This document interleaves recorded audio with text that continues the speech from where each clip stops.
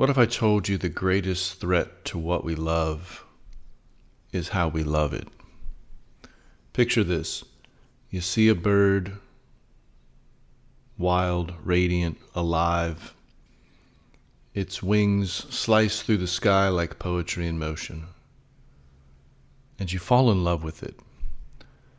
Not just what it is, but what it represents. Freedom, mystery, flight, moving effortlessly. But then something happens. Admiration becomes desire. And desire morphs into the need for control. And we think to ourselves, if I could just hold it, keep it, I could protect it. And so we construct a cage. What we once loved for its freedom, we now imprison for our own comfort. And slowly, we smother what we cherish. As a Zen master might say, the tighter you hold the butterfly, the more you smear its wings. So today on this episode, I'd like to discuss this need to hold something that we love, and how can we find our way to free it. Welcome to Must I Evolve, a lecture series on spiritual growth and philosophy, presented in conjunction with No Expectations, the podcast. Welcome to another episode of Must I Evolve, a space where ancient wisdom meets modern science, where inner work meets real-world results. I'm Andrew H. Housley, author, board-certified wellness consultant, certified holistic nutritionist, and yoga instructor with 25 years on the mat, and even more in mindful observation. This podcast is a mirror, a question, and sometimes a nudge. Today we're talking about the idea of smothering what we love, and this urge that we have to hold something that we really, really care for and love. We've all done this. Maybe it's with a person in our lives, or with a passion, with our dreams, even with our own self-image. We say we love someone's spontaneity or energy, but soon we want their schedule, or we want to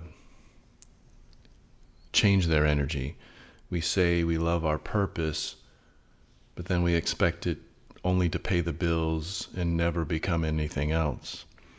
We say we love ourselves, but only when we're having good days. But this isn't real love. It's love laced with fear. And so going back to the bird analogy, the fear that the bird might fly too far away, fear that we might be left behind, so we hold on tightly, we construct that cage, because fear builds those prisons. And in Zen, there's this saying, can you love the cherry blossom knowing it will fall? Because its beauty isn't in permanence, it's in its presence. So when we think about the cherry tree in spring, it's gorgeous, but it is very fleeting.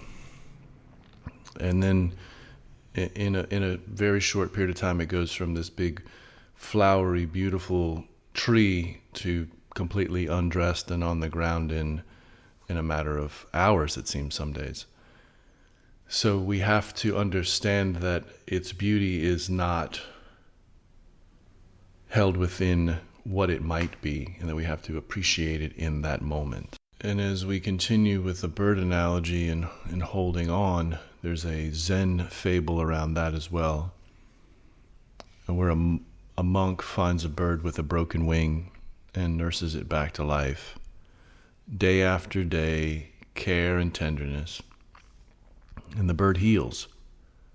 But instead of releasing it, the monk builds that cage. And he thinks to himself, you're safer with me. And days pass. The bird grows quiet, no longer sings, no longer moves. And the monk notices this, and then one day he opens the cage. But it's too late. The bird has forgotten how to fly. It's forgotten how to sing. And the monk weeps, not for the bird, but for what his love had done.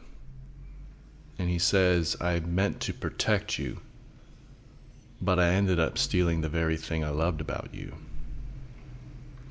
And how are we doing that in our own lives? How are we doing that with ourselves? How are we doing that in our relationships? That's what this tale invites us to explore.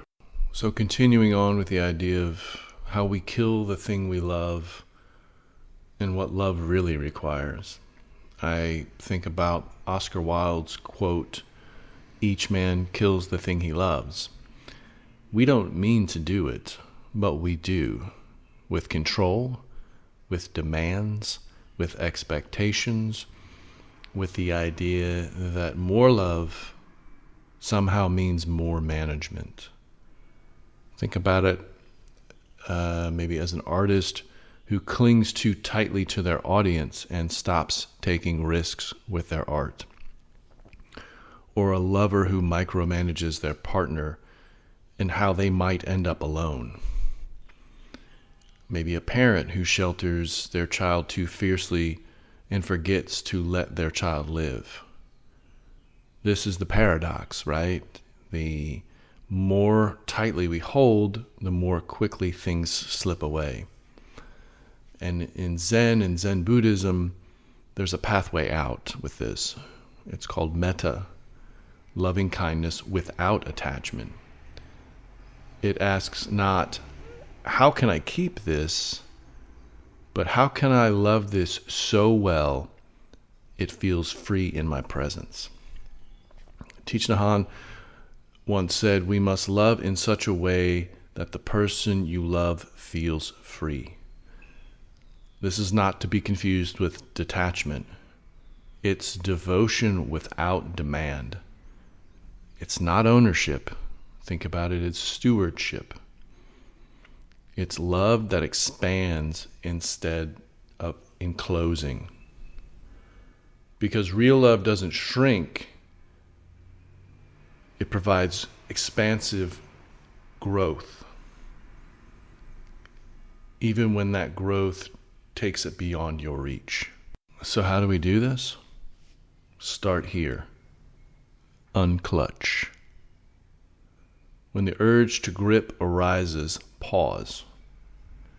When fear says, hold on tighter, breathe.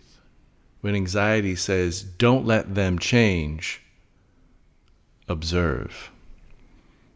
Ask yourself, am I loving this thing or just needing it to make me feel whole? Because what's whole doesn't cling. It opens, it watches, it bows. As the masters say, if you let the bird go and it returns, it was yours in spirit.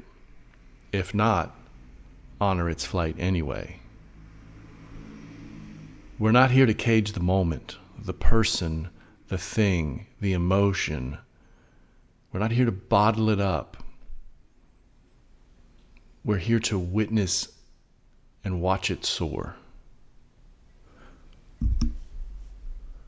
So maybe the question isn't how to love, but how to stop letting fear build cages in the name of love. Let the songbird sing, let the wind change, let the wild things roam, and trust that love, not held in fists, but in open palm, is still love. Because the truest kind of love doesn't hold on. It lets go beautifully. Thanks for listening to Must I Evolve? Remember, you don't have to be perfect. You just have to be patient. That's the real practice. As for your next evolution, it doesn't live in who you should become. It lives in what already grows within you. Until next time, keep evolving, quietly, consistently, and always with no expectations.